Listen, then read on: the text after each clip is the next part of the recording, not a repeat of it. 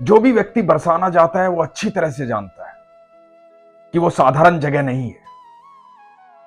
राधा रानी के महल की अटारी, वो अटारी है जहां अनंत ब्रह्मांड के देवी देवता, जीव जंतु, मनुष्य, हर जीव, हर आत्मा आकर के अपना मस्तक झुकाती है, क्योंकि राधा रानी अनंत ब्रह्मांड की मालकिन है। वहां जाना हर किसी का सौभाग्य नहीं है। श्री कृष्ण जिसकी बाह पकड़ लेते हैं, जिसे बेहद प्यार करते हैं, वही राधा रानी के महल में पहुंच पाता है, क्योंकि वो घर है राधा रानी का। हर कोई जा नहीं सकता वहां, सिर्फ वही जा सकता है जिससे श्री कृष्ण प्यार करते हैं। वहीं का एक अद्भुत प्रसंग आज आपको सुना रहा हूं, बड़े ध्यान से सुनिए। हरे कृष्ण दोस्तों, मैं हूं अनुज शर्मा। इंदौर मध्य प्रदेश की रहने वाली नेहा खेड़ेकर, 10 साल की बिटियां हैं उनकी, पीहू। दोनों ही मां बेटी अनन्य भक्त हैं ठाकुर जी की, बेहद प्यार करती हैं कृष्ण से। नेहा बताती है कि पिछले 8 महीने से आपके अनुभव हम सुन रहे हैं। मन में ललक जाग रही थी, वृंदावन जाना है, ठाकुर जी से मिलना है, बरसाना जाना है, राधा रानी से मिलना है। पीहू बड़ी जिद करती थी, मुझे राधा रानी से मिलना है, मुझे ठाकुर जी से मिलना है, बरसाना जाना है, वृंदावन जाना है। पीहू का जन्मदिन आया जुलाई में। नेहा बताती है कि नवरात्रि में हमारे घर लड्डू गोपाल आए थे, और ये पिछली नवरात्रि में राधा रानी आई। जब जुलाई में जन्मदिन आया पीहू का, तो राधा रानी ने बुला लिया।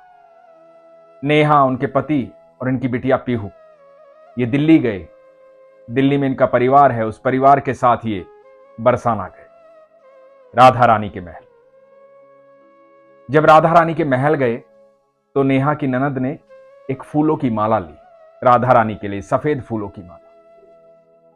और नेहा ने भी एक माला ली, जामनी फूलों की माला, पर्पल फूलों की माला। मंदिर के अंदर पहुंचे, महल में पहुंचे, गोस्वामी जी के पास गए, राधा रानी के दर्शन किए, राधा रानी को देखा, भाव विभोर हो गए। गोस्वामी जी को दोनों ने माला दी। गोस्वामी जी ने माला ली और राधा रानी से स्पर्श किया, और वापस सफेद माला जो थी वो इनकी ननद के गले में पहना दी, और पर्पल माला नेहा को लाकर दी। नेहा ने कहा कि नहीं, मैं नहीं पहनूंगी, ये माला मैं राधा रानी के लिए लेकर आई, उन्हें ही अर्पित कर दो। तो गोस्वामी जी ने कहा कि ठीक है। नेहा बताती है कि मुझे पता नहीं था कि वहां माला जो चढ़ाई जाती है वो भक्तों को फिर से दे दी जाती है और भक्तों के गले में डाल दी जाती है, तो मैंने माला नहीं ली। उसके बाद राधा रानी के दर्शन किए, ठाकुर जी के दर्शन किए, आकर के ननद के पास खड़ी हुई तो ननद ने कहा कि तेरी माला कहां है, माला नहीं मिली तुझे? तो नेहा ने कहा कि नहीं, मैंने तो माला ऐसे वापस दे दी। तो ननद ने कहा कि अरे माला तो ले लेनी चाहिए थी। तो नेहा वापस गोस्वामी जी के पास गई। नेहा ने गोस्वामी जी को कहा कि आप माला मुझे दे दीजिए। तो गोस्वामी जी ने कहा वो माला तो राधा रानी को अर्पित हो गई है, वो तो उनके पास चली गई है, आप दूसरी ले लो। और गोस्वामी जी ने एक गेंदे के फूलों की माला नेहा को पहना दी। नेहा बाहर आई तो देखा कि पति और बिटिया जो है छांव में खड़े हैं, क्योंकि बहुत गर्मी थी, बहुत धूप थी। अटारी में एक तरफ छांव में खड़े हैं, और नेहा अटारी पर चली और देखने लगी बरसाना को। वहां अटारी पर खड़े होकर के पूरा बरसाना दिखाई देता है। वो अटारी साधारण नहीं है, बहुत लोग वहां से जिंदा गायब हुए हैं, जो उस दुनिया में चले गए हैं जहां राधा रानी रहती हैं, जहां ठाकुर जी रहते हैं। उनमें से एक गुलाब खान है, उनका प्रसंग मैंने आपको सुनाया था। समस्त ब्रह्मांड के देवी देवता, मनुष्य, जीव जंतु सब वहीं पर नतमस्तक होते हैं। वो राधा रानी का महल है, अनंत ब्रह्मांड की मालकिन का महल है। उस अटारी की जो ऊर्जा है ना, उसे कभी जाकर वहां महसूस करना।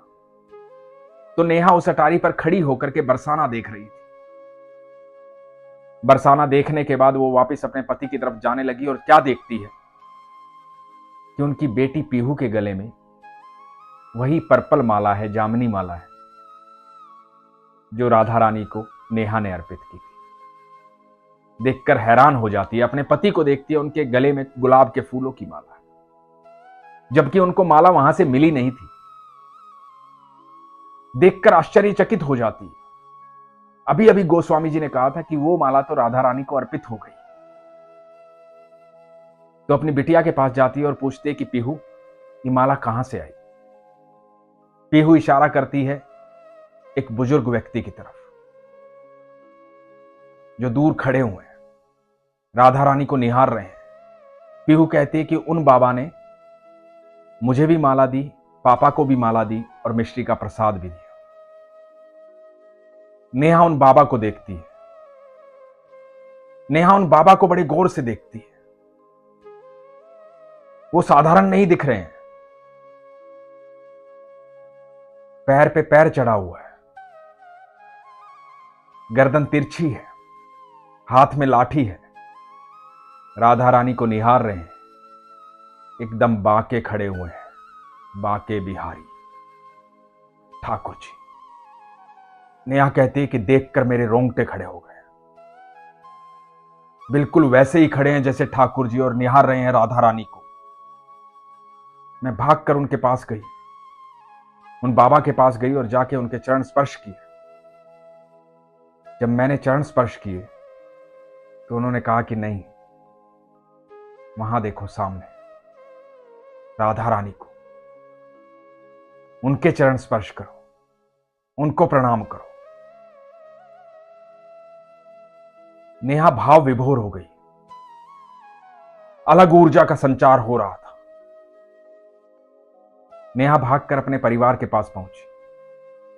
जो रिश्तेदार साथ आए थे, अपनी ननद के पास पहुंची और जाकर सारा किस्सा बताया, सारी बात बताई, किस तरह से माला वो अर्पित हो गई थी राधा रानी को और पीहू को मिली और पीहू को दी एक बाबा ने। और बाबा जो है वो साधारण नहीं है, बाबा ऐसे खड़े हैं जैसे ठाकुर जी खड़े होते हैं और बिल्कुल ठाकुर जी हैं वो।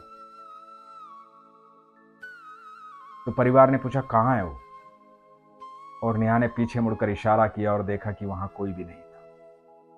ये बस पल भर की बात थी। खूब ढूंढा लेकिन वो कहीं नहीं मिले। नेहा बताती है कि जब आपके अनुभव सुनती हूं तो आप हमेशा कहते हैं कि जब भी आप सच्चे दिल से, सरल दिल से भगवान को याद करते हैं तो भगवान आपको मिल ही जाते हैं। मेरे बाके बिहारी मुझे मिल गए उस दिन। मैंने साक्षात देखा उन्हें। यह बड़ा असंभव था। असंभव मनुष्य के लिए होता है, ईश्वर के लिए तो सब कुछ संभव है।